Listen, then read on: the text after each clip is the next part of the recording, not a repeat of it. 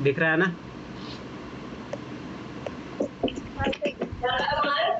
हाँ दिख रहा है। ठीक है। शब्द दो धारी तलवार से अधिक तीक्ष्ण होते हैं।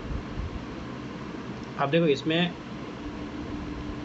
आपको ये प्रूव करना है कि जो शब्द होते हैं वो दो धारी तलवार से अधिक तीक्ष्ण होते हैं, और वो प्रूव करना आपको। तो 75% ये मान के चलो कि आपको ये बताना है कि हाँ होता है ऐसा, ठीक है। और वो किस किस तरीके से होता है वो आपको बताना पड़ेगा। पहले हमें मितभाषी शब्द को समझना होगा। जो कम बोलता हो तो उन शब्दों का चयन भी उचित ही करे, यह कोई आवश्यक नहीं है, जैसे संत कवि ने कहा। ऐसी बानी बोली मन के आपक होई, औरन को शीतल करे आपुन शीतल होई।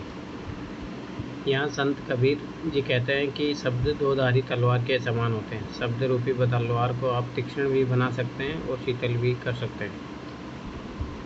शब्द हर मनुष्य जाति के सबसे मूल अस्त्र है, जिसका प्रयोग हम मनुष्य रूप में कई रूप में प्रयोग कर सकते हैं। इसी तरह हम इसे कुछ उदाहरणों से इसे समझने का कोशिश करते हैं। उस समय पूर्व की बात है जब माता सीता ने स्वर्णमृग जैसी जीव भगवान राम जी से लेने की अपेक्षा रखने वाली शब्द का चयन की, तो उस समय माता सीता का हरण हो गया, जिसे माता सीता ने स्वयं की शब्द से अपने आप ही नहीं, ये एग्जाम्पल नहीं आएगा। देखो मतलब आप इसको ज़्यादा कोरिलेट कर ले ऐसा नहीं होगा। मतलब ये उसका ये मामला कि समय और परिस्थिति पर कैसे वर्ड बोले जा रहे हैं। जैसे मान लो, जैसे घरों में आपने कभी देखा होगा, जैसे मान लो कि माहौल गर्म है बहुत ज़्यादा, ठीक है, और उस समय अगर आप ऐसा कुछ चीज़ बोल दो जिससे और आग लग जाए तो भाई झगड़े हो जाते हैं। मतलब समझ में है ना? तो उस सेंस में है ये। शुरू का 2 पेज का जो एग्जांपल है ना, मुझे भी ये एग्जांपल नहीं आएगा, मतलब ये नहीं आएगा, ये सही नहीं है। माता सीता ने स्वयं के शब्द को अपने ही चयन में उलझ नहीं, ये हमसे कई वर्षों तक दूर होकर अशोक वाटिका में अपना समय बिताना पड़ा। नहीं, ये कोई नहीं। ये वाला कोड भी तो आ सकता है ना,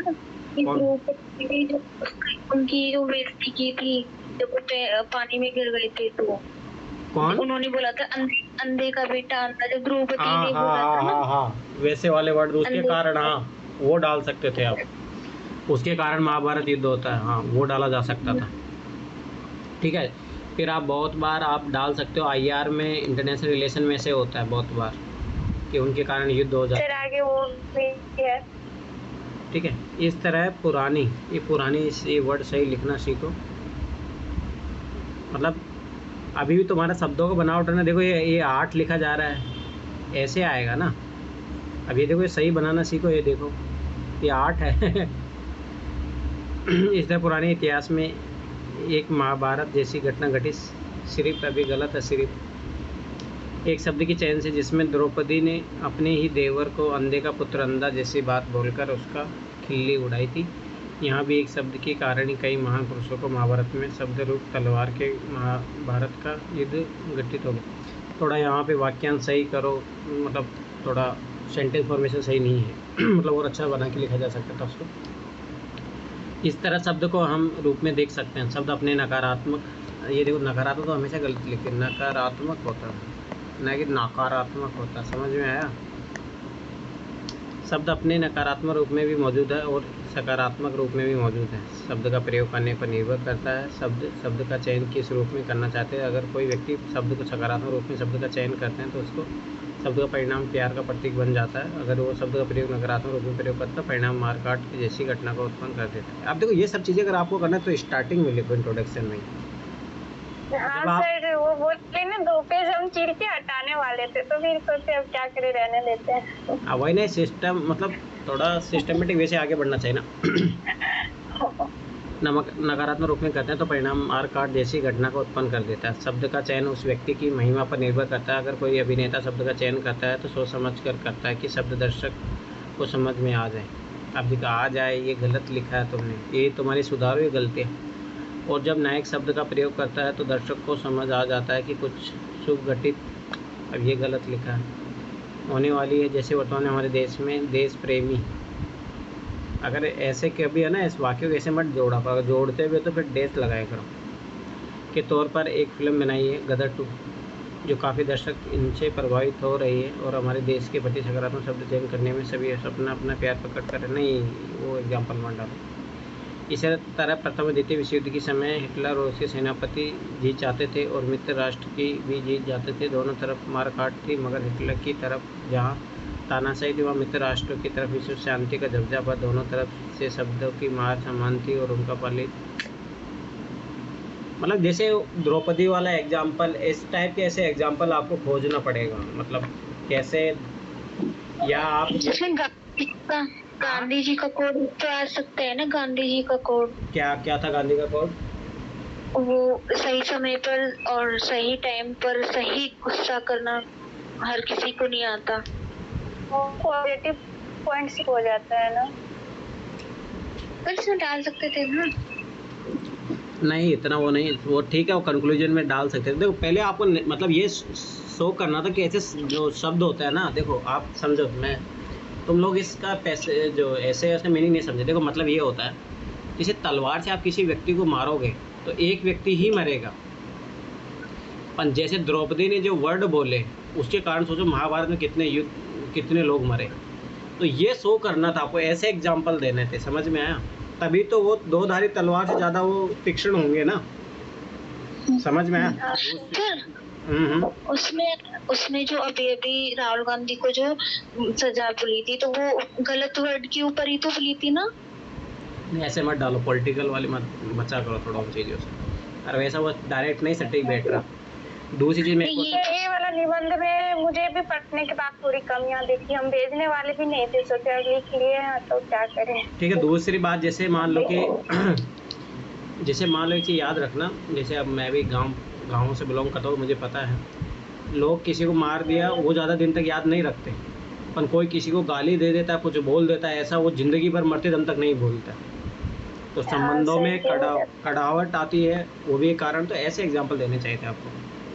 शब्द के जो खिलाड़ी होते हैं वो बहुत ही सोच समझ कर उसको इस्तेमाल करते हैं। अगर कोई लेखक कोई साहित्यकार कोई कविता लिखते हैं तो उसमें सही नहीं है, उसमें अगर वह साहित्यकार से अभी देखो ये सही शब्द कब एक साथ आने लग गया, अलग अलग लिखो ना। सही शब्दों का चयन नहीं करते हैं तो कविता लोकप्रिय नहीं बन पाते। कविता लोकप्रिय नहीं बन पाते, अरे कवि लोकप्रिय नहीं बन पाते हैं, समझ में आया? सेंटेंस फॉर्मेशन देखो, अरे एक बार पढ़ा करो, खुद से भी ऐसे पढ़ा करो एक बार, और जब फिर मैं चेक कर दूँ तब फिर कविता भी तो हो सकता है ना। मतलब कविता जैसे पढ़ेंगे तो पढ़ने में अच्छा नहीं देखो, लगता। सुनो ध्यान से, कोई कविता लिखते हैं तो उसमें अगर वो सही शब्दों का चयन नहीं करते हैं तो कविता लोकप्रिय नहीं बन पाते। तो कविता लोकप्रिय नहीं बन पाती है, बन पाते वर्ड समझ रहे हो? ये एक वर्ड का खेल होता है भाई, ये चीज़ याद रखा करो। अगर साहित्यकारों का शब्द का चयन सोच समझ कर करते हैं, और देखो ये कुछ ज़्यादा ही हो रहा है, ऐसा नहीं कविता लोकप्रिय बन जाते हैं, ये मतलब ही नहीं, इस कॉन्टेक्स्ट का मतलब नहीं है। मैं फिर बता दूँ, तुमने ऐसी की थीम को नहीं समझा। कविता लोकप्रिय बन जाते हैं जैसे हिंदी में सच्चिदानंद, ईशानंद, व्यासनंद, इस श्रेणी में रखा जाता है। ये कहाँ से पढ़ लिया तुमने, ये कहाँ से टाप लिया ये? सर ये ना मतलब समझ नहीं आ रहा था तो गूगल से कविता ही पढ़े, मतलब ही नहीं स्टोरी। उसके बाद हमने इस श्रेणी में रखा था जिसका शब्द तो कठिन था पर शब्दार्थ बहुत ही लोकप्रिय था। प्रेमचंद ने हिंदी में उपन्यास रचना को मतलब ही नहीं है। कुछ समय पूर्व शब्द कैसे प्रतिभा निकालते हैं वो चाहते थे पर दशरथ को देते हैं। उसका एक अच्छा उदाहरण कालिदास के संदर्भ में, दसवा ने नाखुश होकर आई तो लिए निकाली, तुम टीपा गया है सारा ये मामला, उन्होंने उपाय निकाला। अरे हाँ देखो, ये तो नहीं टीपे है ना, ये तो स्टोरी है बस बुक की। एक सुनो एक वर्ड में बताता हूँ, याद करो जो चाणक्य था उसको जो धनानंद था वो जो उसको सभा में गलत शब्द कुछ बोल देता, याद करो, उसके कारण वो साम्राज्य को खत्म कर देता। तो ये एग्जाम्पल डालना चाहिए था। उनका अपमान करते हैं ना तो इस वजह से। हाँ तो वो एग्जाम्पल डालो ना, वो कहीं दिखी नहीं। ठीक है सर, ये रहने दीजिए, सेकंड वाला पर ये हमको भी बहुत मतलब जो था ना ये पहले से हमको लग रहा था। निष्कर्षतः कहा जाता है कि संसार पर वह राज करेगा जो अपने शब्दों का सही इस्तेमाल करना जानता है और कौन शब्दों का प्रयोग कहाँ होना चाहिए। मैं थोड़ा बड़ा लिखा करो, निष्कर्ष कम से कम 75 शब्दों का तो होना चाहिए, ये चीज़ याद रखना, इतना कम वर्ड का नहीं, ठीक है, ये चीज़ याद रखना। तो इसमें तो भाई मैं 5 नंबर भी ना दूंगा। ठीक है, ये हमको भेजने वाले हैं। चलो तुम्हारा वो पढ़ते, तुम बता रही हो। तो मैं पढ़ देती हूँ इसको। पढ़िए पढ़िए।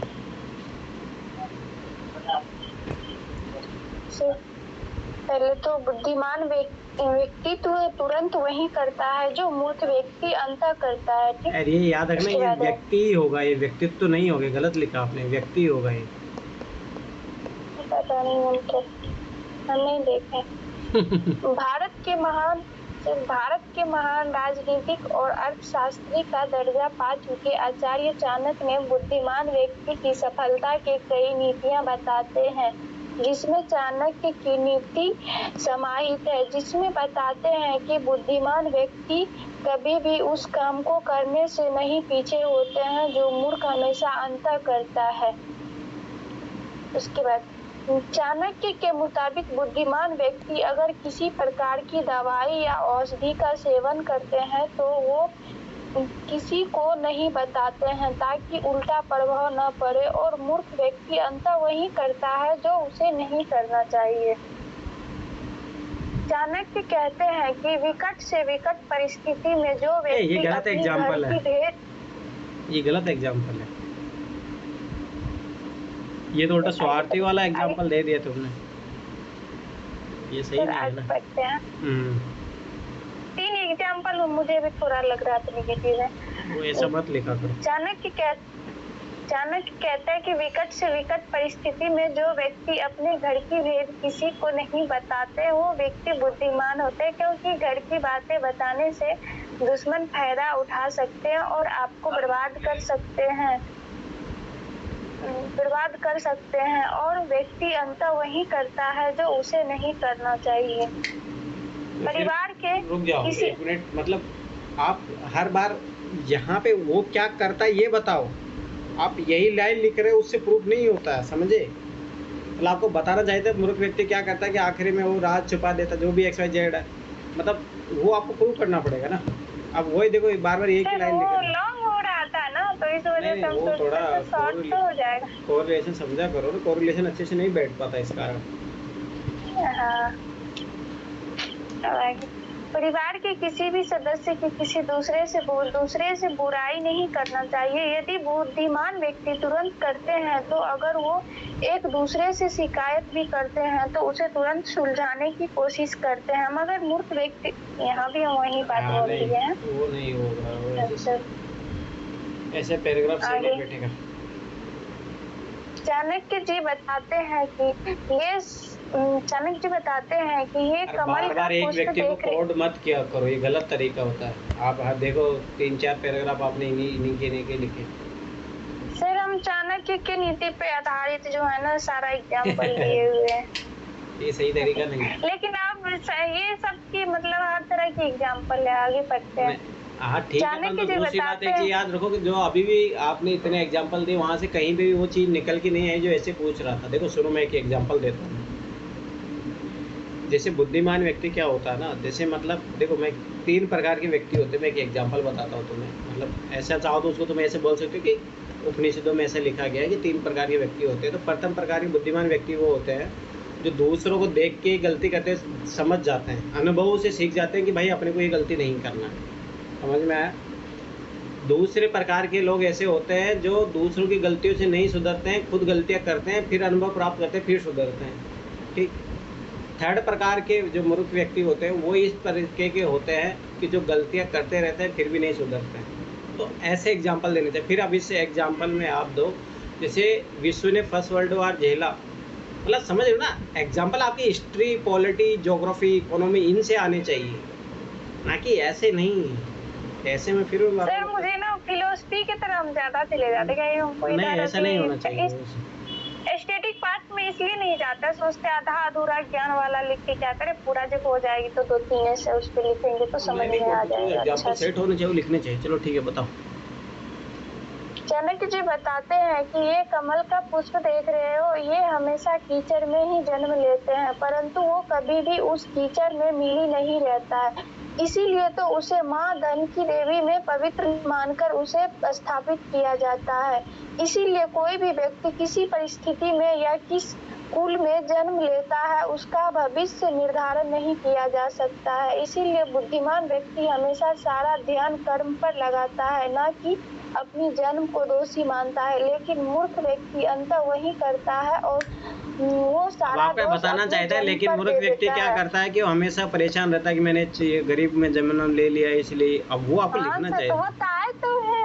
बताए तो है अंत वही मूर्ख व्यक्ति वही करता है, वो सारा दोष अपने जन्म पे देता है। हाँ। इतिहास में देखें तो डॉक्टर एपीजे अब्दुल कलाम बेहद ही गरीब परिवार से था। उसे न तो 2 वक्त का रोटी। हाँ सर। थे हाँ ठीक है। खत्म हो चुके हैं ना, तो थे आएगा ना। ये थोड़ा हाँ। देखा करो प्रेजेंट पास्ट फ्यूचर वाली चीजें। उसे ना तो 2 वक्त का रोटी भी मिलता अरे था, ऐसे फिर गलत भी वर्ड, ये भाषा सही नहीं है। उसे क्या आपसे छोटा है क्या? उन्हें उन्होंने कोई काम को बहाना नहीं बनाते थे, बल्कि सभी कामों को श्रेष्ठता पूर्वक करते थे। इसी श्रेष्ठता के कारण वह गरीबी से बाहर निकलकर कमल के पुष्प के समान हो गए, कहीं भी कीचड़ नहीं। और उन्होंने भविष्य को इस प्रकार उज्जवल बनाया कि आज इन पर देश को गर्व होता है। वही मूर्ख व्यक्ति हमेशा कोई भी कार्य को नियम पूर्वक न करके बल्कि बहाना ही बनाते रहते हैं। आगे अगले पाठ में चाणक्य बताते हैं कि बुद्धिमान व्यक्ति हमेशा ही जिज्ञासु होते हैं और हर कार्य प्रणाली को बारीकी से जानने की जिज्ञासा होते हैं। वही जिज्ञासा उन्हें दुनिया में अलग पहचान बनाने की हिम्मत दिलाती है। इसीलिए हम वर्तमान की दुनिया में भी देखें तो बुद्धिमान व्यक्ति हमेशा कुछ न कुछ करने की जिज्ञासा रखते हैं। उदाहरण के तौर पर देखें तो हमारे भारत के वैज्ञानिक चंद्रयान 2 को 2019 में चांद पर भेजा था, जिसमें असफलता मिली। लेकिन भारत के वैज्ञानिक की जिज्ञासा ने उसे हार मानने के बजाय 2 गुना हिम्मत जुटाकर चंद्रयान 3 को चांद पर भेजने और सफलता मिली। वहीं दूसरी तरफ पाकिस्तान कुछ करने के बजाय भारत को कहते हैं चंद्रयान भेजने से क्या होता है, और वो हर बात पे बहाना ही बनाते रहते हैं। इसी तरह बुद्धिमान व्यक्ति भी अपनी सवाल को ढूंढने के लिए किताब, इंटरनेट आदि का इस्तेमाल करते रहते हैं। जैसे कि अल्बर्ट आइंस्टीन भी हर पल अपने सवालों का पता लगाने की जिज्ञासा रखता रहता था। इसीलिए उन्होंने कहा कि I am not special talent, I am just only person, यानी मेरे अंदर कोई अद्भुत व चमत्कारी शक्ति नहीं है, मैं बस दिल से जिज्ञासु हूँ। और डायरेक्ट को जरूरी नहीं इंग्लिश में लिखने की, डायरेक्ट अगर पता हो तो ऐसे लिखो। अरे ये पक्का में देख के, आपने देख के लिखा है ये? सर मैंने स्टोरी सुनी है, ये तो कहीं ना बुक में मिलेगा ना यूट्यूब पे, कहीं मिलवे नहीं करेगा ये सब चीज। ये सब चीज ना मतलब एक साथ कहीं पे मिल ही नहीं सकता है। ये सब जो है ना मतलब वीडियो वगैरह देखते रहते हैं ना, वो छोटा छोटा 2-4 मिनट वाला, उसी से लिखते हैं। ठीक, तो इसी जिज्ञासु ने उसे दुनिया का सबसे बुद्धिमान व्यक्ति बना दिया है। इस तरह कुछ और बुद्धिमान व्यक्ति है जो कि उनकी जिज्ञासा ने उसे बुद्धिमान बना दिया है। छोटे पैराग्राफ यूज मत किया करो, बड़ा पैराग्राफ लिखो, 5-6 लाइन का तो आगे लिखने के लिए दिए थे। तो कनेक्टिव वर्ड का यूज किया। विक्रम साराभाई भी इसी तरह के थे। उनके दिमाग में भी हमेशा इसी तरह के सवाल उत्पन्न होते थे, जैसे आइंस्टीन के दिमाग में। तुम बहुत वर्ड गलत लिखते हो, बता रहा हूँ, सुधार करो इनमें। सर वो बहुत फास्ट में लिखते थे ना, तो इस वजह से पता नहीं। कोई नहीं, पहले मैंने बोला था ना वो बच्चों वाली है, बस क्या वाली लाओ, उस पे काम करो। ठीक है। सवाल उत्पन्न होते थे, जैसे आइंस्टीन के दिमाग में आते थे कि विक्रम साराभाई तो कभी कभी सो भी नहीं पाते थे। जब पूरी दुनिया सो रही होती थी तो वो अपनी किताबों को पढ़कर सवाल को ढूंढने में लगे रहते थे। इस जिज्ञासा के कारण उन्हें दुनिया बुद्धिमान व्यक्ति की श्रेणी में गिनते हैं।